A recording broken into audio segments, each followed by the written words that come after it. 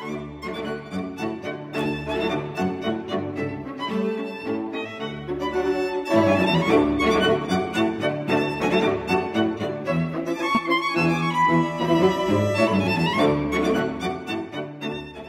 matin ou bonjour, aujourd'hui je vous reviens pour une revue de fond de teint. Je vais refaire la revue du fond de teint de Sephora, fond de teint brume unifiant, qui est ici. Comme vous voyez, j'ai un joli bandeau parce que c'est un fond de teint en spray et c'est pour éviter que ça aille dans mes cheveux. Donc ce n'est pas une première impression, je l'ai utilisé quelques fois depuis que je l'ai acheté. Ça fait environ 2 semaines que je l'ai et je l'aime vraiment, mais je voulais faire une revue plus complète pour vous. Donc j'ai appliqué mon fond de teint, mon hydratant. Comme vous voyez, ma peau, je sais pas si vous voyez, ma peau est un désastre total. J'étais en voyage dans les 2 dernières semaines et ma peau a vraiment pas aimé. J'ai eu un changement de routine. Aussi la semaine passée, ça, j'étais en Floride. Non, je suis pas bronzée du tout. J'étais à l'intérieur, mais on dirait que ma peau a comme changé, puis devenue grasse. En tout cas, ça allait vraiment pas bien. Donc, ça va être une très bonne manière de tester la couvrance du produit. Lorsque je l'applique, je mets toujours ma base de teint et ma base pour les yeux immédiatement parce que ça s'en va sur les yeux aussi, sur les paupières. Donc, pour éviter d'avoir à enlever ce qu'il y a sur les paupières, après, je vais tout de suite appliquer ma base. Ça vient également uniformiser les paupières. J'ai pas mis de base, j'ai juste mis une crème hydratante. C'est une de Clinique qui est le Stay Pore Refining Solution Stay Matte Hydrator. Hydratant matifiant. Je veux dire que c'est un peu matifiant. Mais c'est l'hydratant que j'utilise au quotidien. Donc, on va y aller. J'ai préparé une serviette ici pour mettre sur mes vêtements. Lorsque je l'applique, normalement, je le fais dans la salle de bain. Donc, je suis nue ou en robe de chambre, où ça ne me dérangera pas de tacher mes vêtements, où je mets une serviette sur mes cheveux. Ou mon bandeau, mon joli bandeau ici qui cache mes cheveux. J'ai l'air vraiment pas très en santé comme ça. Et brasse comme il faut. Et allons-y. La teinte que j'ai, c'est light, donc clair.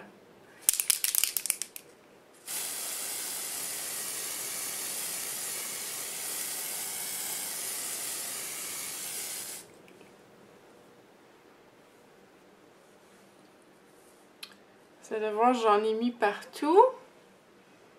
Un petit peu plus sur le menton.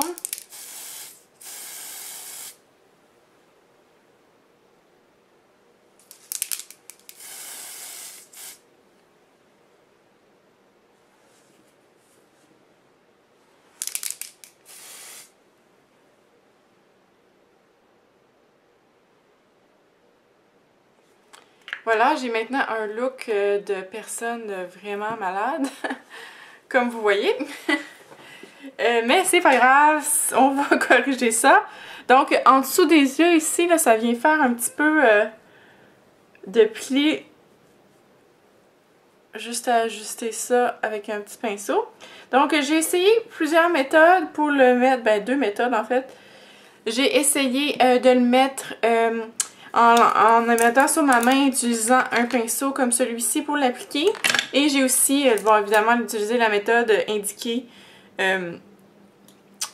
sur la bouteille. En tout cas, il est écrit aussi qu'on peut spray directly on a brush. Donc, on peut mettre directement sur un pinceau. Je trouve que ça fonctionne mieux en le mettant directement sur le visage. Par contre, c'est plus messy, mais l'effet est semblable avec un pinceau, mais c'est beaucoup plus long. Comme ça, là, quand on est pressé le matin, là, c'est all done. C'est vraiment, vraiment rapide. Donc, l'effet sur la peau, là, c'est vraiment super. Ça a l'air vraiment airbrush. C'est le fond de teint le plus airbrush que j'ai essayé dans mon visage. Vraiment, on dirait vraiment, mais vraiment de la peau. La seule chose que je dirais qui est un petit peu pas comme de la peau, c'est que le teint, c'est un petit peu plus mat que ma peau naturelle. mais c'est pas, ça n'a pas l'air tellement mat que ça a l'air faux. Donc, je vais vous zoomer pour que vous voyez un peu mieux qu'est-ce que ça a l'air. Donc, en face aussi, j'ai de la lumière naturelle et ici de la lumière artificielle, mais c'est surtout la fenêtre que vous voyez, la lumière de la fenêtre. Donc ici, sur mon menton, que j'avais le plus d'imperfections. Donc on voit un petit peu encore à travers, mais vraiment, c'est pas majeur, même que je dirais même pas rajouter de correcteur par-dessus ça, ça me suffit comme couvrance. Donc je dirais que c'est une couvrance moyenne à totale. Puis peut-être si j'en rajoutais une autre couche, là, ça viendrait tout cacher. Par contre, je le ferai pas parce que je trouve que c'est suffisant comme ça. Donc, je vais faire mon maquillage et je vous reviens tout de suite. Me revoilà, j'ai terminé mon maquillage. En termes de concealer, de cache-cerne, j'en ai mis. Je l'ai aussi fixé avec de la poudre. Par contre, comme j'ai fait dans mon ma dernière revue de fond de teint, j'ai décidé que j'allais poudrer une moitié de mon visage, puis garder l'autre nu, voir comment la durée, est-ce que ça change la durée du fond de teint. Donc aujourd'hui, je vais utiliser la poudre Urban Decay Naked Skin, celle-ci. Donc la couleur que j'ai, c'est Naked Medium Light, qui est légèrement trop foncé pour moi, mais bon, ça va faire l'affaire.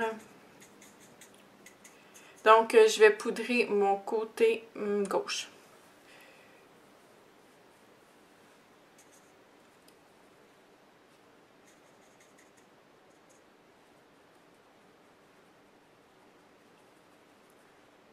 Donc ça fait vraiment pas tant de différence au niveau du fini, ce qui est bien, comme ça j'ai pas l'air d'être brillante d'un côté et mat de l'autre. Donc maintenant que j'ai terminé mon fond de teint, je dois dire que les fards s'appliquent super bien sur ce fond de teint là, ça bouge très facilement mais ça fige après et ça bouge plus parce que j'ai mis du fard à joues en crème pour voir comment ça fonctionnait par dessus. J'ai aussi mis un highlighter en poudre et une poudre de contour très légère là aussi. Donc ça s'applique très très bien, se diffuse bien, s'estompe bien, excusez-moi, je cherche mes mots. En termes de peau sèche, bon en ce moment j'ai une peau combinaison normale, sèche, déshydratée, j'ai tout un peu dans mon visage. Sur mon front là, oups, excusez-moi, je fais vibrer la caméra. Sur mon front, j'ai les peaux sèches et aussi sur le menton. En fait, là, la poudre que je viens de mettre est venue faire ressortir les petites peaux sèches que j'avais. Donc, j'en ai juste du côté gauche. Sinon, les peaux sèches ne paraissent pas du tout. C'est vraiment, vraiment génial. Je sais pas si vous pouvez voir, là, dans mon front, j'en avais. Donc là, j'en ai un petit peu à gauche, mais pas vraiment à droite. Sur mon menton, ils paraissent pas du tout. Donc, c'est pas un produit qui colle aux peaux sèches et les fait ressortir. Ce qui est vraiment, vraiment génial pour celles aux peaux sèches. Et je vous dis, de mon expérience à date, c'est un produit qui tient vraiment, vraiment très, très bien durant la journée. On va voir si aujourd'hui, il tient comme d'habitude. Quelques autres détails par rapport au produit. Ce détail est à 26$ US. Donc, je ne sais pas trop en canadien et dans les autres, mais ça vous donne une base. Il contient 2,5 excusez, fluid ounces, donc ce qui est un peu plus que la moyenne des fonds de teint, sauf que vu que c'est en spray, on en perd un peu plus. C'est très comparable, semble-t-il, au Dior Flash, que je n'ai pas essayé. Je trouve que le fond de teint de Dior est vraiment, vraiment trop cher. Et j'avais entendu des très bonnes revues sur celui-ci, donc à date, j'aime vraiment, vraiment beaucoup. Le fini est superbe. Donc, on va voir aujourd'hui comment il se comporte. Je vais revenir quelques fois dans la journée pour vous montrer l'évolution du fond de teint. Donc, à tantôt. Donc, il est maintenant 16h30. En fait, j'ai tourné ma vidéo ce matin. Il était environ 10h du matin. Donc, ça fait quand même 6 heures que j'ai le fond de teint. J'ai pas fait d'update avant parce qu'il n'y avait vraiment rien à dire. Comme je disais ce matin, c'est un fond de teint qui dure vraiment très bien. Donc là, je suis en plein soleil. comme vous voyez, j'ai vraiment... vraiment, on peut rien cacher là avec ça. Et il n'y a pas vraiment énormément de différence entre le côté que j'ai poudré et le côté qui n'est pas poudré. Donc, vraiment... peut-être un petit peu de brillance au niveau du menton à peine. C'est vraiment négligeable. Donc, je trouve que c'est vraiment un fond de teint qui se porte magnifiquement bien. Je me regarde dans le miroir. Donc, comme vous voyez, ça évolue très bien. Ce qui devait être caché est encore caché. Donc, je vais revenir plus tard dans la journée pour, dans la soirée, pour vous faire la conclusion là, de la revue de ce fond de teint. Donc, à tantôt. Bye! Tout le monde, il est maintenant 19h. Excusez-moi, je fais toujours penser ma caméra. Donc, ma journée est pas mal finie. J'ai décidé de filmer avant, plus tôt, parce que je m'envoie un cours de salsa et je vais vraiment avoir chaud, ce qui va vraiment détruire mon maquillage, surtout que ça fait déjà 9 heures que je le porte. Donc, peut-être que s'il y a encore quelque chose ce soir, je vous présenterai ce qui en reste après la journée au complet. Mais là, je vais comme me mettre du spray hydratant dans le visage et me mettre un petit peu de poudre. Donc, en ce qui a trait au fond de teint, donc comme vous voyez, c'est quand même très potable comme rendu. Même après 9 heures, on voit encore très bien mon fard à joues, même le highlighter est encore là. Autour du nez et sur le menton, il est parti. Je dois dire cependant que je me suis mouchée souvent aujourd'hui puisqu'il faisait très froid.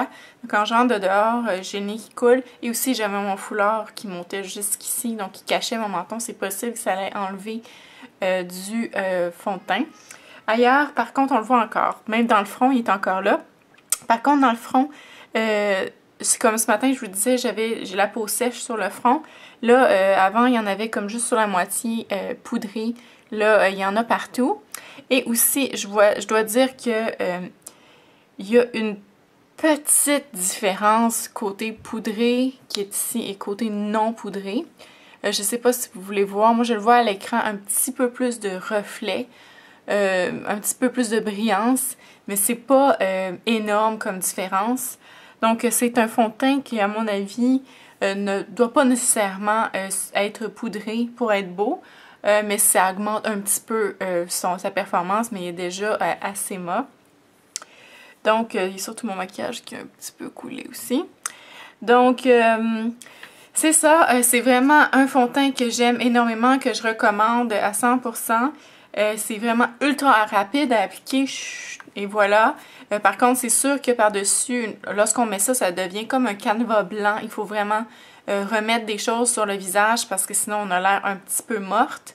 Donc en plus des lèvres qui deviennent couleur peau, donc il faut vraiment appliquer du fard à joues et bon, même un peu de poudre bronzante, bon pas nécessairement en tout cas. Donc c'est vraiment, ça donne un teint super uniforme et vraiment airbrush. On voit là, on le voit pas le fond de teint, pas du tout. On le voit un petit peu ici entre mes sourcils. Mais c'est vraiment le seul endroit là, sur mes joues. On n'est pas capable vraiment de voir le pigment là, du fond de teint, mais après toute cette journée-là. Donc, c'est vraiment un produit que je recommande. Voilà, si vous avez des questions par rapport au fond de teint, n'hésitez pas à me les poser. Sur ce, merci et je vous revois dans ma prochaine vidéo. Bye!